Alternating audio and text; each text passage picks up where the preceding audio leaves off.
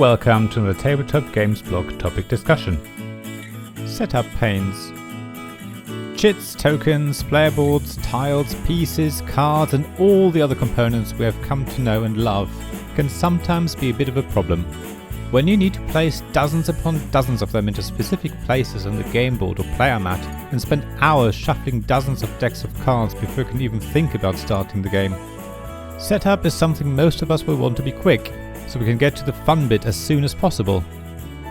There are many examples of games that take a long time to set up, and I really don't want to name and shame any here, but I've come across a few in my life, and I'm sure you can name a few yourself. The most annoying ones in my view are games where you meticulously place 24 small custom-shaped tokens onto your player mat, even though everyone has to do the same, so in theory everyone should finish it around the same time. It's often not just your player mat you have to focus on. There's still a game board to prepare with even more tokens or cards to be shuffled or miniatures to be taken out of the box and put in position. So one of your games group ends up doing that while everyone else sets up their player mat, meaning that one of you still has to prepare their own board while everyone is finished and enjoys some banter. Speaking of preparing the game board, it's games where you have to place dozens of tokens on the central board that are the second most annoying in my view. It's often hard to find where to place tokens. So when the illustrator or graphic designer has ensured the necessary spots clearly stand out and show what tokens need to be put where, then that is very much appreciated. It still takes time, but it's better than having to spend time searching a highly detailed game board for a relevant place to put the required token. I think the third most annoying thing during game setup is to put half a dozen different types of resources out around the board for people to use during the game. Of course, using baggies or small plastic containers helps a great deal here, but it still takes time. Also, I want to avoid the use of plastic, so I'm still looking for better storage solutions as much as possible, such as small cardboard boxes, but I've not yet decided what will work best. If you really want to save time during setup, then consider using a custom insert that allows you to store all resources separately, but also lets you take all resources out in one go. Custom inserts are also often made from wood, which is a better material than plastic, especially if it is made from sustainable sources or recycled wood. There's still a little gripe though when it comes to shared resources, especially when you have 4 or more players sitting around the table.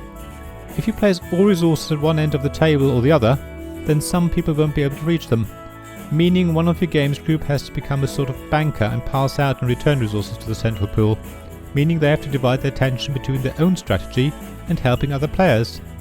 Therefore, I've started to split all resources into 2 pools, one at each end, so everyone can help themselves. However, custom inserts usually have all resources in one place, so their benefit of a quick setup is slightly marred by having to have a banker in your group.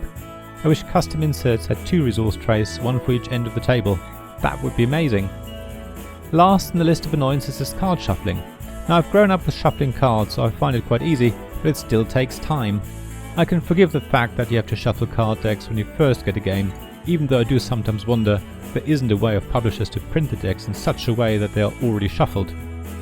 Set collection games are the worst of course, because cards are returned to the deck in a sorted fashion, meaning you have to shuffle especially well before your next game. It's a bit like having bought the game anew every time you play. Yes, the pile shuffle method is often very useful to separate cards effectively in a sorted deck, especially if you use a prime number of piles, but even then you will still want to use another shuffle method to create more randomness. I put a link to different shuffling methods on Wikipedia below which you might find interesting. Setup time is one part to every game experience. Putting everything away at the end is the other. I must say I don't mind too much if it takes a while, in fact I find it a bit therapeutic. However, if your game night ends late, everyone is probably keen to leave, so being able to put everything away quickly would be much appreciated. Again, custom inserts will help with this. In fact, they're probably the best way of reducing the time it takes to put everything away. Unless you're happy to just chuck everything back in the box of course, but then your setup time will probably increase a lot. The next best option is little containers or baggies, and they're probably the most common amongst gamers. After all, custom inserts are quite expensive, or if you make your own, they will take quite a bit of time to make.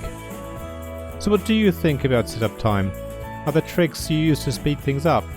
Do you avoid games that take a long time to set up? What do you use to store everything in the box to make setup and breakdown faster? Please share your thoughts in the comments below, I'd love to hear what you think. Thank you for listening to this Tabletop Games blog topic discussion podcast. Please check the description below for links mentioned in this episode, as well as to the written version of this article on the blog. If you enjoyed this episode, please subscribe, give us some stars or leave a review. Please also tell your friends about me, and if you want to offer financial support, check out my Patreon and Ko-fi pages, links to which you'll find in the blog at tabletopgamesblog.com. So thank you again for listening, and I hope to see you again soon. This podcast is made possible by the generous help from my Patreon supporters: Royal Patron Sean Newman, the UK half of Gamelot; Castleguard David Miller of Subquark Publishing; Dice Masters James Naylor, publisher of Magnate the First City, and Paul Grogan of Gaming Rules; and Shining Light Robin Kay of Rune Sky Games, Sarah Reed of Resourceful Games, Tim Vernig, and Richard Simpson of We're Not Wizards.